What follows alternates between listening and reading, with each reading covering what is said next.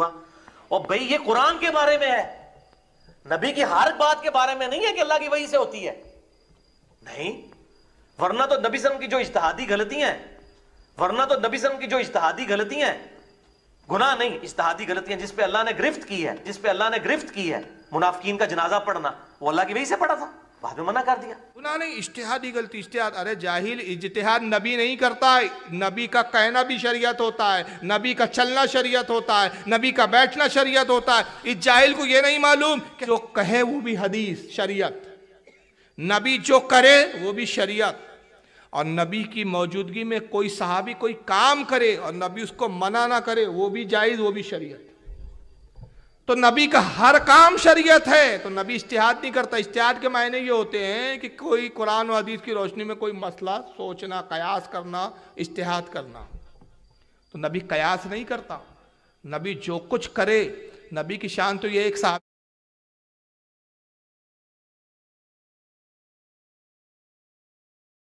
لوگ جاہل وقت ہے یہ، تو صحابہ تو ان کے نزدیک کافر ہے، یہی نہیں بلکہ معاذ اللہ صحابہ اکرام بدعتی بھی ہے ان کے نزدیک۔ بدعت اور شرک کا حیثہ ان کو ایسا پھیلا ہوا ہے اس جماعت میں کہ صرف سنیوں کو بدعتی نہیں بولتے، صحابہ کو بھی نہیں چھوڑتے۔ یہ مرزا صاحب ذرا سنیے، حضرت عمر کو بدعتی بول رہا ہے کم بخت، سنیے صاحب۔ بعد میں الصلاۃ خیر من النوم سیدنا عمر نے کیوں داخل کیے؟ کیا ان کو بدعت ایجاد کرنے کا اختیار تھا؟ آواز شاید سمجھ میں نہیں آئی ہوں گی تھوڑی سی، کیونکہ وہ فون کی آواز ہے۔ کسی نے سے سوال کیا کہ الصلاۃ خیر من النوم، یہ اذان صبح کی اذان میں پڑھتے ہیں نا، نماز جو ہے نیند سے بہتر ہے۔ تو بعض روایتوں میں دو روایتیں اصل میں اس تعلق سے، ایک روایت یہ ہے کہ حضور صلی اللہ علیہ وسلم نے ہی اپنے زمانے میں اذان میں اس کا اضافہ کیا، تین روایتیں بلکہ۔ ایک روایت یہ ہے کہ حضرت بلال صبح اذان مطلب وہ گلیوں میں گھومتے تھے، اور گھومتے گھومتے آپ نے یہ جملے فرمائے تو رسول اللہ کے کانوں تک وہ الفاظ آئے، حضور کو پسند آئے، حضور نے کہا کہ بلال اس کو صبح کی اذان میں شامل کر لو۔ تیسری روایت یہ ہے کہ حضرت عمر نے اپنے دور خلافت میں اس کا اضافہ کیا۔ سوال کرنے والا وہ تیسری روایت کی بنیاد پر سوال کر رہا ہے کہ حضرت عمر نے الصلاۃ خیر من النوم یہ کیوں شامل کیا؟ کیا حضرت عمر کوئی اتھارٹی تھی کہ وہ دین میں کوئی چیز داخل کر سکے؟ ملا جی جواب کیا دے؟ ملا تو ہے نہیں، جاہل جی کیا جواب دیتے ذرا سنیے۔ کیا ان کو بدعت ایجاد کرنے کا اختیار تھا؟ کیا ان کو بدعت ایجاد کرنے کا اختیار تھا؟ یہ سوال کرنے والا پوچھ رہا ہے۔ سیدنا عمر ہو یا کوئی بڑے سے بڑی پرسنالٹی ہو، کسی کو اسلام میں بدعت داخل کرنے کا کوئی اختیار نہیں ہے۔ حضرت عمر ہو یا کوئی بڑی سے بڑی پرسنالٹی ہو، اس کو بدعت اسلام میں داخل کرنے کا کوئی اختیار نہیں ہے۔ اب آگے سنیے۔ کیونکہ نبی علیہ السلام نے کیٹیگوریکل مینشن کر دیا، بخاری مسلم میں موجود ہے کہ آپ صلی اللہ علیہ وآلہ وسلم نے فرمایا من احدث فی امرنا ھذا فهو رد، جس نے ہمارے دین میں کوئی چیز داخل کی وہ مردود ہے، چاہے کوئی بھی کرے۔ تو یہ بہت بڑا جھوٹ بولا گیا خصوصاً حنفی علماء کی۔ تو کہتا ہے کہ حضور صلی اللہ علیہ وسلم کی حدیث ہے، حضور نے فرمایا کہ جس نے ہمارے دین میں کوئی نئی بات ایجاد کی وہ مردود ہے۔ تو اب چاہے وہ عمر ہو یا کوئی بھی صحابی ہو، ان کو بھی اتھارٹی رہی کہ وہ دین میں کوئی نئی بات ایجاد کرے، اگر وہ ایجاد کرے تو وہ بات بھی مردود ہے۔ یعنی اگر حضرت عمر نے اذان میں یہ الفاظ بڑھائے ہیں تو وہ مردود ہے، اور حضرت عمر کون ہوئے؟ بدعتی۔ مگر کیا کرے صاحب، جاہل کو کچھ عطا پتہ ہے نہیں، اس کو نہ اول تو بدعت کی تعریف معلوم اور نہ اس کا حدیث اس تعلق سے اس کو پتہ۔ سب سے پہلی بات یہ کہ بہت سی اگر ایسی یعنی صحابہ نے کوئی کام کیا اس کو اگر آپ بدعت کہہ رہے تو ایسی بہت ساری بدعت ہے جس پہ مرزا کا بھی عمل ہے، اور نہ چاہتے اس کا باپ بھی اس کو ہٹا نہیں سکتا۔ صرف اذان میں ہی یہ الفاظ کا معاملہ نہیں ہے، قرآن کتابی شکل میں جمع کیا گیا، یہ حضرت ابو بکر صدیق کی بدعت ہے، تو یہ پھر وہ قرآن پڑھنا بند کر دے کتابی شکل والا۔ اور اس کی باقاعدہ بخاری میں روایت موجود ہے کہ جب ایک جنگ میں بہت سارے حفاظ شہید ہو گئے تو حضرت عمر ہی تھے جو بار بار حضرت ابو بکر سے کہتے تھے امیر المومنین قرآن کو کتابی شکل میں جمع کر دیجیے، اندیشہ ہے کہ اس طرح حفاظ شہید ہوتے رہے تو کئی قرآن دنیا سے ناپید نہ ہو جائے۔ حافظ قرآن شہادت پاتے جا رہے ہیں، انتقال ہو رہے ہیں، شہید ہو رہے ہیں۔ حضرت ابو بکر پہلے انکار کرتے رہے، انہوں نے یہی کہا جو کام رسول نے نہیں کیا وہ کام میں کیسے کر سکتا ہوں، لیکن حضرت عمر بار بار اصرار کرتے رہے۔ روایتوں میں اور حدیثوں میں آیا کہ حضرت ابو بکر کہتے ہیں اللہ نے میرا دل پھر کھول دیا، اور میں اس کام پر آمادہ ہوا. جب قرآن کتابی شکل میں لایا گیا, حضرت عمر نے دیکھا تو سب سے پہلے جو جملے آپ نے فرمائے تھے وہ یہ کہ یہ کتنی اچھی بدعت ہے. تو پتہ چلا بدعت کی دو قسمیں ہوتی ہے, ایک حسنہ اور ایک سیئہ.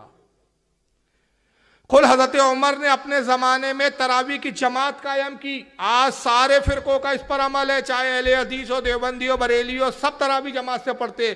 تو مرزا صاحب آپ کہتے ہیں کہ جو رسول نے نہیں کیا وہ بدعت ہے, مردود ہے. اب کسی صحابی کو بھی اتھارٹی نہیں کہ کوئی دین میں نیا کام ایجاد کرے, تو تراویح پڑھنا چھوڑ دو آپ. پھر جمعے میں اذان ثانی ہوتی ہے, دوسری اذان. یہ دوسری اذان کا اضافہ کس نے کیا تھا؟ عثمان غنی نے. نہ یہ ابو بکر صدیق کے دور خلافت میں ہوئی, نہ حضرت عمر کے دور خلافت میں, نہ رسول اللہ کے. آج کون سا فرقہ ہے جن کی مساجد میں دو اذانیں نہیں ہوتی جمعے کے دن؟ اذان ثانی کی بنیاد اور ایجاد کرنے والے حضرت عثمان غنی. اس پہ تمام صحابہ کا اتفاق ہو گیا. تو صحابہ کا عمل بدعت نہیں ہوتا. کیوں نہیں ہوتا؟ اس کے لیے میں دو حدیثیں سنا دیتا ہوں. ایک حدیث تو مشہور ہے جو آپ نے بارہا سنی ہوگی. پتہ نہیں جاہل کو یہ کانوں میں حدیث آئی کہ نہیں, کیونکہ حضور نے پہلے ہی بتا دیا تھا کہ جو میں کام کر رہا ہوں وہ بھی سنت ہے, وہ میری سنت ہے. اور میرے خلفائے راشدین جو جلیل قدر صحابہ ہوں گے, جو میرے بعد خلیفہ ہوں گے, اگر وہ کوئی کام نیا ایجاد کرے جو دین سے اور میری سنت سے نہ ٹکراتا ہو تو اس پر بھی ثواب ہے, اور اس کو بھی حضور نے سنت سے تعبیر کیا. چنانچہ صحیح بخاری کے اندر یہ الفاظ ہے, ابو داؤد میں ہے, ترمذی میں ہے, ابن ماجہ میں ہے, ابن حبان میں اپنی صحیح میں, بہت سی کتابوں میں الفاظ ہے کہ جو ہے رسول اللہ فرماتے فَعَلَيْكُمْ بِسُنَّتِي وَسُنَّتِ الْخُلَفَاءِ الرَّاشِدِينَ, کہ لوگوں تم پر لازم ہے میری سنت کی پیروی کرنا اور میرے بعد میرے خلفائے راشدین کی سنت کی پیروی. تو حضور نے خلفائے راشدین کے کاموں کو بھی سنت کہا, بدعت نہیں کہا.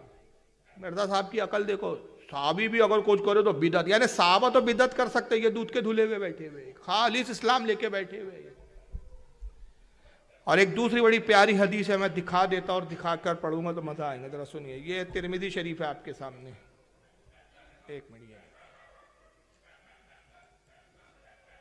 دیکھیں حضور صلی اللہ علیہ وسلم نے کتنے واضح الفاظ میں یہاں جملے فرمائے. یہ جامع ترمذی کتاب المناقب اور باب حدیث نمبر 3663.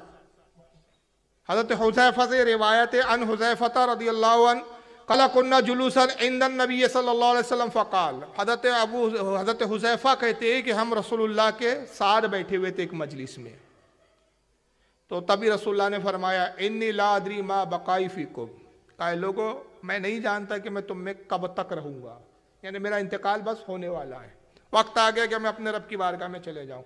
فاقتدوا بالذین من بعدی, میرے بعد کس کی پیروی کرو گے, کس کے طریقے پر چلوں گے؟ وَإِشَارَ إِلَىٰ أَبَا بَكْرٍ وَعُمَرَ, اور آپ نے پھر ابو بکر عمر کی طرف اشارہ کیا, کہ میرے بعد اگر تم پیروی کرو گے تو ابو بکر اور عمر کی پیروی کرنا. تب حضرت عمر کا عمل جو ہے وہ بدعت نہیں ہوا, وہ بھی سنت ہوگا. اب ایک چیز اور دیکھ لیں آپ, اب یہاں تو ابھی حضرت عمر بدعتی تھے, لیکن بات اگر بڑھ گئی ان کی جناب کی تو یہاں تک بڑھی کہ نبی بھی نعوذ باللہ من ذالک خطاؤں سے اور بدعتوں سے اور اس سے پاک نہیں ہے. سنیے ذرا مرزا صاحب. وَمَا يَنْطِقُ عَنِ الْهَوَىٰ إِنْ هُوَ إِلَّا وَحْيٌ يُوحَىٰ. اور بھئی یہ قرآن کے بارے میں ہے, نبی کی ہر بات کے بارے میں نہیں ہے کہ اللہ کی وحی سے ہوتی ہے, نہیں. ورنہ تو نبی صلی اللہ علیہ وسلم کی جو اجتہادی غلطیاں ہیں, گناہ نہیں, اجتہادی غلطیاں جس پہ اللہ نے گرفت کی ہے, منافقین کا جنازہ پڑھنا, وہ اللہ کی وحی سے پڑھا تھا, بعد میں منع کر دیا. شکل دیکھو منوس کی, کتنے غصے میں بول رہا ہے, جیسے یہ خدا ہے, حضور سے حساب لے رہا ہے. اصل میں قرآن عظیم کی آیت ہے سورہ نجم کی.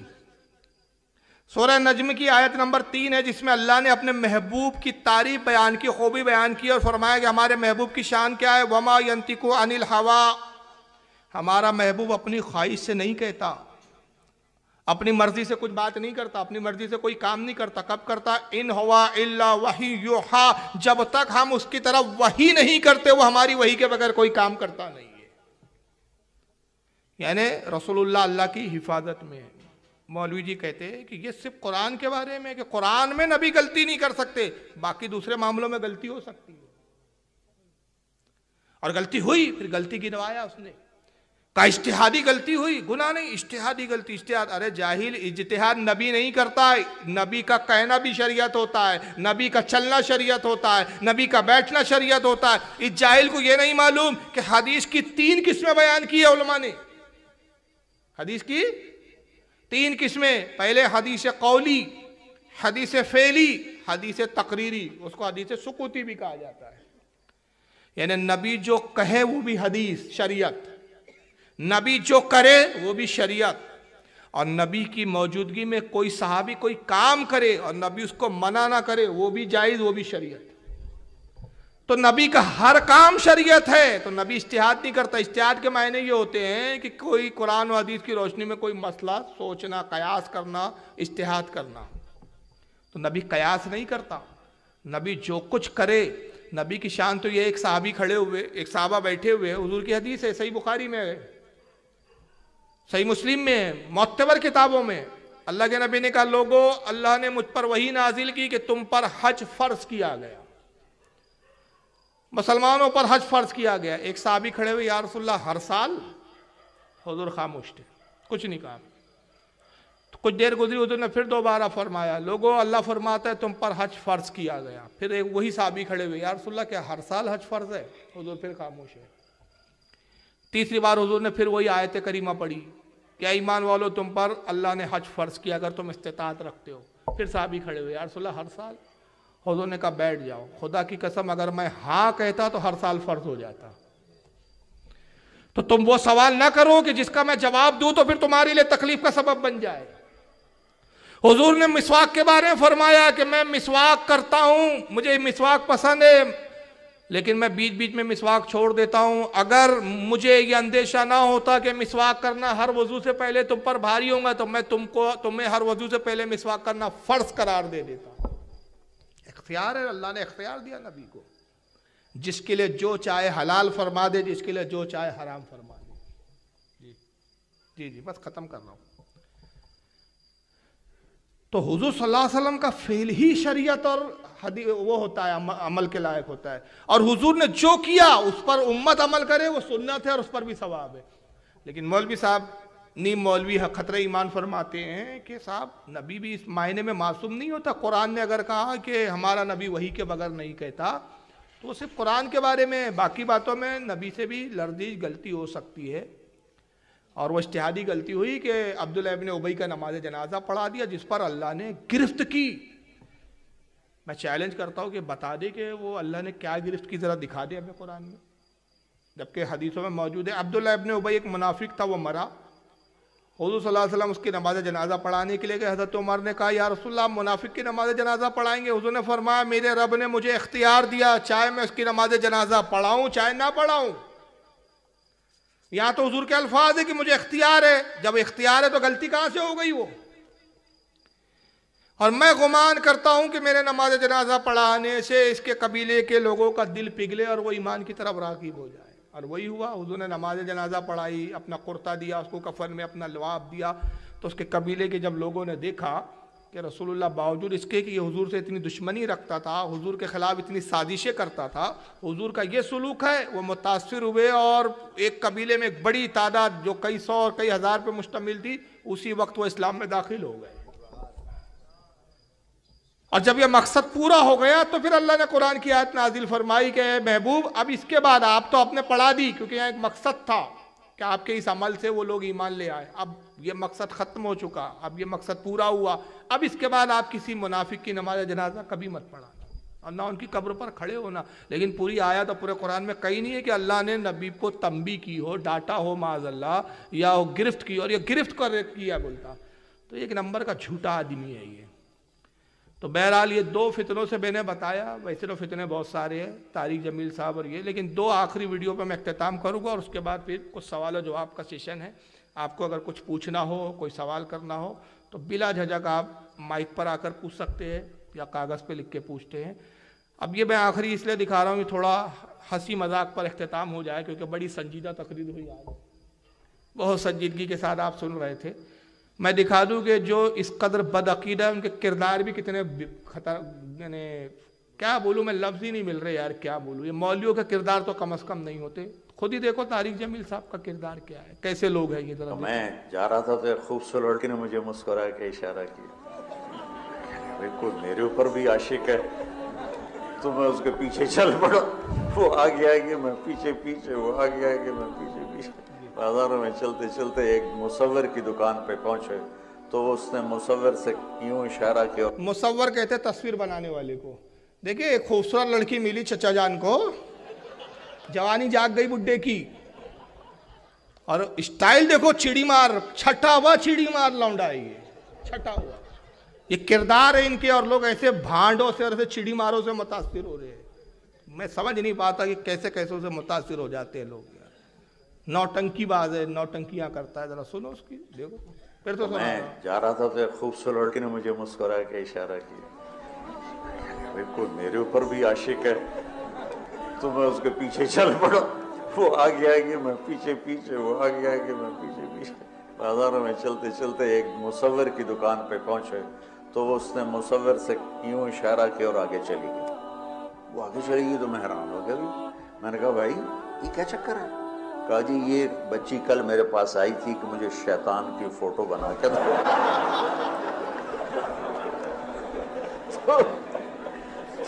تو میں نے اس سے کہا بیٹی میں نے تو شیطان دیکھا نہیں، تو مجھے دکھا تو میں اس کا فوٹو بناؤں. تو آج تمہیں لے کر کہہ رہی تھی یہ ہوتا ہے، ایسا ہوتا ہے. اپنے منہ سے قبول کر رہا ہے، اور اس کے بعد بھی کوئی جاہل ہی ہوگا جو اس کو مولانا اور اچھا عالم سمجھ کے اس کے پیچھے جائے. یہ اللہ تعالیٰ اس کی زبان سے خود نکلوا رہا ہے کہ خوبصورت لڑکی نے مجھے دیکھا تو یہ چڑی مار پیچھے چل پڑے گی. ہمارے یہاں چڑی مار بولتے ہیں، آپ کا کیا بولتے بھائی؟ ہاں اٹھائی گرا، اٹھائی گرا، ہاں اٹھائی گرا بھی بولتے ہیں ہمارے یہاں. یہ چل پڑے پیچھے پیچھے کہ یار مجھے میری طرف پیار سے دیکھ رہی ہے، مطلب عاشق ہو گئی ہے مجھ پہ، ڈھیبرو بابا پہ. پیچھے پیچھے چل پڑے یہ جناب. اب وہ گئی ایک تصویر بنانے والے کیا، اور وہ لے کر اس لیے کہ مسکرا کے دیکھا، اس لیے کہ بیٹا تو میرے پیچھے پیچھے ہے، تیرے سے زیادہ بھیانک مجھے دکھ رہی نہیں رہا. اگر شیطان کی تصویر بنانا ہے تو اس نے کہا تصویر والے نے کہ میں نے کل آئی تھی، کہا تصویر بنانا ہے، شیطان کی تصویر چاہیے مجھے. ان کا شیطان تو میں نے دیکھا ہی نہیں، تو میں بناؤں کیسے؟ کسی کو لے کر آؤ تو بولے آج بھی یہ اس کو ہی لے کر آئیے. ایسی جو ہوتا ہے شیطان، دیکھو بنا اس کی دیکھ کر تصویر. اور واقعی شیطان ہی تو ہے یہ لوگ. من شر الوسواس الخناس، قرآن میں اللہ فرماتا ہے پناہ مانگو اس خناس شیطان سے جو دلوں میں وسوسے ڈالتا ہے. الذی یوسوس فی صدور الناس، اور ان انسان نما یہ ہے وہ شیطان. انسانوں میں بھی شیطان ہوتے جو قرآن کہہ رہا ہے، ان سے بھی پناہ مانگو جو لوگوں کو گمراہ کرتے ہیں. قرآن میں سب موجود ہے، پڑھو میرے بھائی. لیکن یہاں بھی ایک بدنام کیا جاتا ہے کہ بریلوی لوگ کہتے قرآن مت پڑھو. نہیں، ہم یہ نہیں کہتے قرآن مت پڑھو، ہم کہتے پڑھو تو کنز الایمان پڑھو. بدعقیدہ وہابیوں کے قرآن ترجمے مت پڑھو، کہ ان کے ترجمے میں بھی گمراہ کرتے ہیں یہ لوگوں کو. اللہ تعالیٰ آج کی اس بزم کو